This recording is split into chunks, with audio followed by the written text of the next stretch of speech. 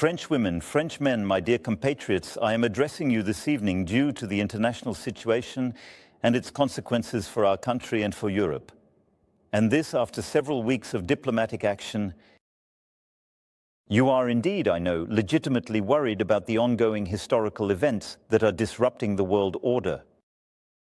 The war in Ukraine, which has resulted in nearly 1 million dead and injured, continues with the same intensity. The United States of America, our ally, has changed its position on this war, supporting Ukraine less and leaving uncertainty about the future. At the same time, the same United States of America intends to impose tariffs on products coming from Europe. Finally, the world continues to become increasingly brutal. And the terrorist threat does not weaken. Overall, our prosperity and security have become more uncertain. And it must be said, we are entering a new era. The war in Ukraine has now lasted for more than 3 years. From the very first day, we decided to support Ukraine and sanction Russia. And we did the right thing because it is not only the Ukrainian people who are bravely fighting for their freedom, but it is also our security that is threatened. Indeed, if a country can invade its neighbor in Europe with impunity, then no one can be sure of anything anymore. And it is the law of the strongest that applies, and peace can no longer be guaranteed on our continent. Even history has taught us this. Beyond Ukraine, the Russian threat is present, and it affects the countries of Europe, it affects us. Russia has already turned the Ukrainian conflict into a global conflict. It has mobilized North Korean soldiers and Iranian equipment on our continent while helping these countries to arm themselves further. Putin's Russia violates our borders to assassinate opponents, manipulates elections in Romania and Moldova. It organizes cyber attacks against our hospitals to disrupt their operations. Russia attempts to manipulate our opinions with lies spread on social media, and ultimately it tests our limits. It does so in the air, at sea, in space, and behind our screens. This aggression seems to know no boundaries. And Russia, at the same time, continues to rearm, spending more than 40% of its budget for this purpose. By 2030, it plans to further increase its army with 300,000 additional soldiers, 3,000 tanks, and 300 more fighter jets. Who can believe in this context that today's Russia will stop at Ukraine? Russia has become, as I speak to you and for the years to come, a threat to France and to Europe. I deeply regret this, and I am convinced that in the long term peace will be achieved on our continent, with a Russia that has become calm and peaceful again. But the situation I am describing to you is this, and we must deal with it. So in the face of this dangerous world, remaining a spectator would be madness. It is a matter of making decisions without delay for Ukraine, for the security of the French, for the security of Europeans.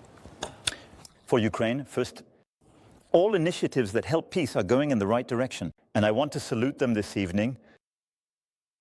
We must continue to help the Ukrainians resist until they can negotiate with Russia a solid peace for themselves and for all of us.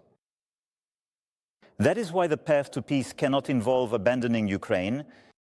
Quite the opposite. Peace cannot be concluded at any price. And under the Russian diktat, peace cannot be the capitulation of Ukraine. It cannot be its collapse, nor can it be translated into a ceasefire that would be too fragile. And why? Because here too we have the experience of the past. We cannot forget that Russia began invading Ukraine as early as 2014, and that we then negotiated a ceasefire in Minsk, and the same Russia did not respect this ceasefire, and we were not able to maintain the balance due to a lack of solid guarantees. Today, we can no longer take Russia at its word. Ukraine has the right to peace and security for itself, and it is in our interest, it is in the interest of the security of the European continent. It is in this sense that we are working with our British, German, and several other European friends.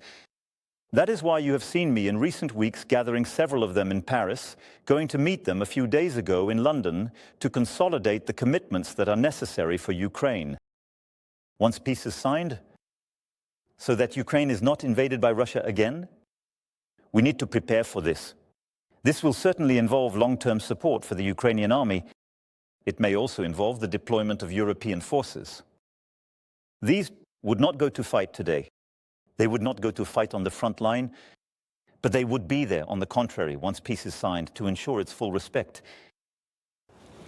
As early as next week, we will gather in Paris the chiefs of staff of the countries that wish to take their responsibilities in this regard.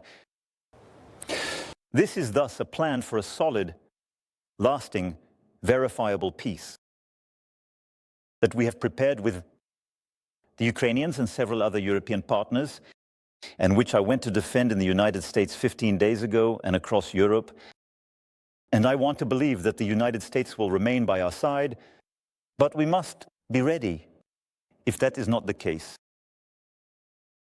Whether peace in Ukraine is achieved quickly or not, the European states must, given the Russian threat, which I have just described to you, be able to better defend themselves and deter any new aggression.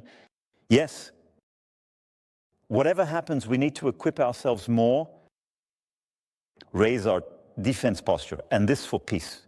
Even to deter, in this regard, we remain committed to NATO and our partnership with the United States of America, but we need to do more, further enhance our independence in defense and security.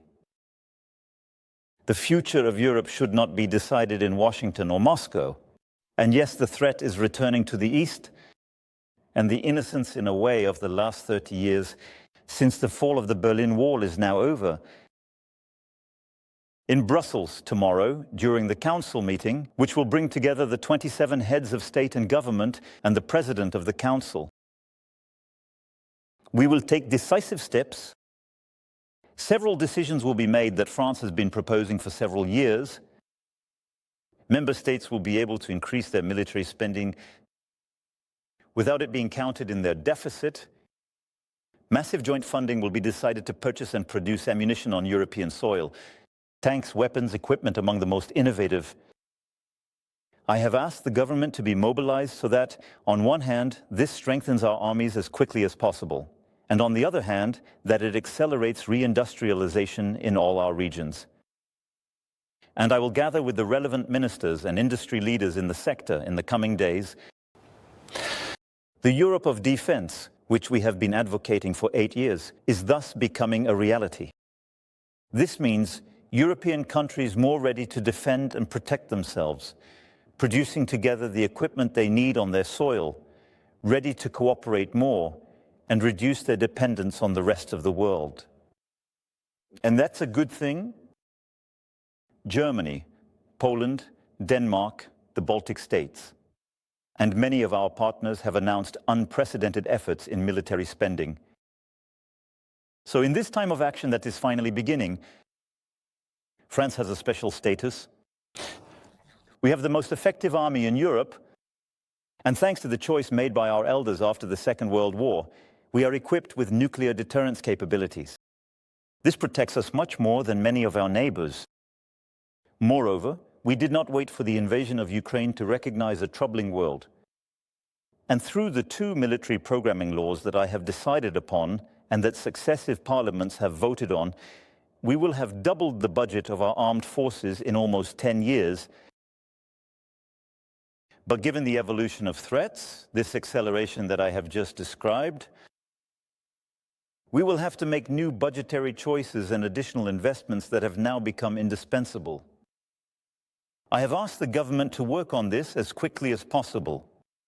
These will be new investments that require mobilizing private financing, but also public financing without increasing taxes. For this, reforms, choices, and courage will be needed.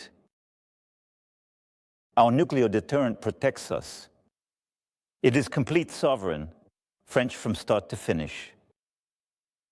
Since 1964, it has explicitly always played a role in preserving peace and security in Europe. But responding to the historic call of the future German Chancellor, I have decided to open the strategic debate on the protection of our European continent allies by our deterrence. Whatever happens, the decision has always been and will remain in the hands of the President of the Republic, the head of the armed forces. Mastering our destiny, becoming more independent, we must work towards this militarily but also economically. Yes, economic, technological, industrial and financial independence are necessities. We must also prepare for the possibility that the United States decides on tariffs on European goods, as they have just confirmed against Canada and Mexico. This incomprehensible decision, both for the American economy and ours, will have consequences on some of our sectors. It increases the difficulty of the moment, but it will not go unanswered from our side. So while preparing the response with our European colleagues, we will continue, as I did 15 days ago, to do everything possible to convince that this decision would harm us all. And I hope, yes, to convince and to dissuade the President of the United States of America. Overall, the moment demands unprecedented decisions. For many decades, regarding our agriculture, our research, our industry, and all our public policies, we cannot have the same debates as in the past. That is why I have asked the Prime Minister and his government, and I invite all political, economic, and union forces in the country to stand by their side and make proposals in light of this new context.